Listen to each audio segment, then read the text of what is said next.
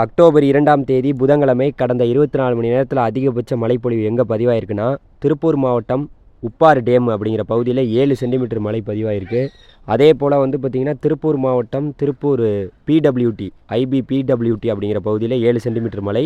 திருப்பூர் மாவட்டத்தில் தான் வந்து பார்த்திங்கன்னா திருப்பூர் நார்த்து, அப்புறம் மதுரை மாவட்டம் இந்த பகுதியிலலாம் மழை வந்து கொஞ்சம் அதிகமாகவே பதிவாயிருக்கு. குறிப்பாக திருப்பூரில் தான் கடந்த 24 மணி நேரத்தில் அதிகபட்ச மழை பதிவாயிருக்கு.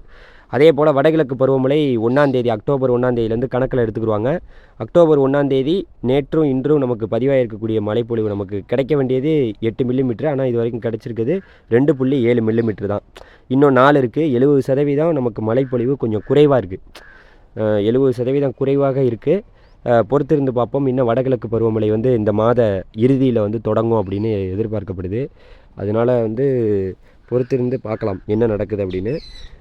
இது மட்டும் இல்லாமல் வந்து பார்த்திங்கன்னா இப்போ இயல்பாகவே இன்னும் இப்போ தான் அக்டோபர் 1ஆம் தேதி ஆரம்பித்து பல மாவட்டங்களில் குறிப்பாக வந்து பார்த்திங்கன்னா நிறையா மாவட்டங்களில் வந்து பார்த்திங்கன்னா மைனஸ்ன்னு தான் இருக்குது.